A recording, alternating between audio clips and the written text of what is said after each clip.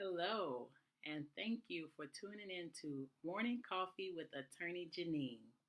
Well, first of all, I'd like to apologize for my last video. It seems like the volume was too low, but this time it should be much louder and clearer. Well, I am in my home office today doing a little spring cleaning. It is definitely that time of year to do some spring cleaning and organize and get things together. You can definitely take opportunity during this time to organize documents, organize clothing, and just get rid of unnecessary things. I myself have been doing this. So I will start off with giving you a few tips. We all just accumulate so many papers and unnecessary documents that we think we need, but we really don't need. Honestly, for credit card statements, bank statements, you really only need those things for about a year. And nowadays, you can have most of those things online. Most credit card companies and bank companies allow their statements to be right online and you can access them, so you don't even have to keep those items your own self. Or you can scan it or take a picture of it yourself and just, keep it on your own records. But if you insist on keeping a paper copy, I would definitely recommend not keeping more than 1 year because you just accumulate more papers and more papers. So take this time and organize those papers that you have just stacked up, utility bills and credit card statements, bank statements from 2000, 2001. Even some people have stuff back to the 90s. It is definitely time to get rid of those things. It is time to do some organizing and get things on track. Now, for tax returns and tax statements, I would say you do need to keep those a little longer because, of course, if the IRS comes knocking, you surely want to be prepared. So for tax documents, tax returns, receipts, and things that go along with your tax statements, definitely you probably want to keep those for about 7 years back. So that's a little while, but you can still organize that and keep those in a nice, tidy file, as well as you can scan them or take pictures of them and make them electronic as well if you want to minimize paper. So overall, I would say it's definitely doable and you should take the opportunity to organize these things and just reduce clutter and reduce the amount of paper you have. We all just have way too many documents and things that we think are important, but honestly, after a while, they're definitely not important. Also, clothing. Clothing is something that, as the seasons change, we are going into spring, then soon it'll be summer.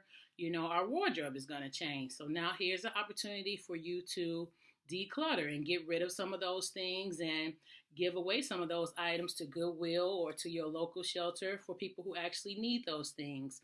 So you can take the time to go through your closet little by little and just look at the clothes that you didn't wear during the winter season, the clothes that are too big, too small, that you can get rid of and just put them to the side for, like I said, a local shelter or Goodwill. So what I would say is you don't want to get overwhelmed. So you want to just take it little by little and just make sure that, you spend a good amount of time doing it, because the worst thing to do is to get overwhelmed and then not do anything at all. So I would say, maybe you can do it in 30-minute increments, time yourself, just to make sure that you still get something done, but not get overwhelmed and then not get anything done. So it is definitely a good time to, redo some of those things that we have. We all, most of us anyway, have way too many clothing and things that, we're just not using. And so why let those things take up space? And what I say is that, of course, the more you get rid of, the more space you have to buy new things. So that's time for shopping.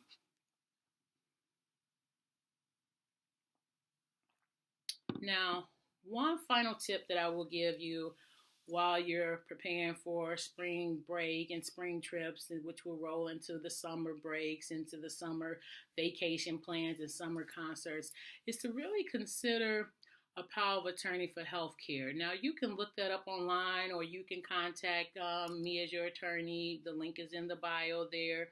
But that's something that you really want to think about because unfortunately accidents happens and things happen, and while you're able to, you want to make the decision as to who is someone that you would truly trust to make a healthcare decision for you. If you needed to receive life sustaining treatments, if you needed to receive a procedure and you're not able to make that decision yourself, who is it that you would want to be responsible for that? Even parents who have children, the age of 18, 19, 20, you automatically think you would be that person to make the decision, but actually, no, you would need to have a power of attorney for healthcare executed in your particular state. So what I would say is definitely start to give that some consideration.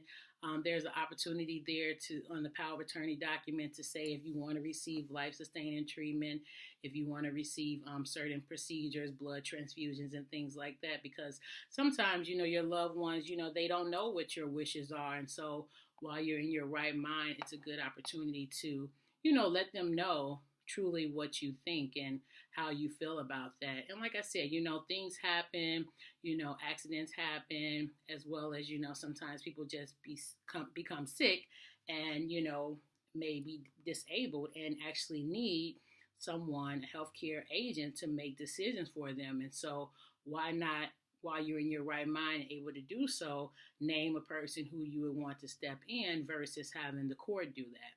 So those are my tips today for, spring cleaning and getting ready, to roll into spring and enjoy this sunshine that we're having and longer days and birds are chirping.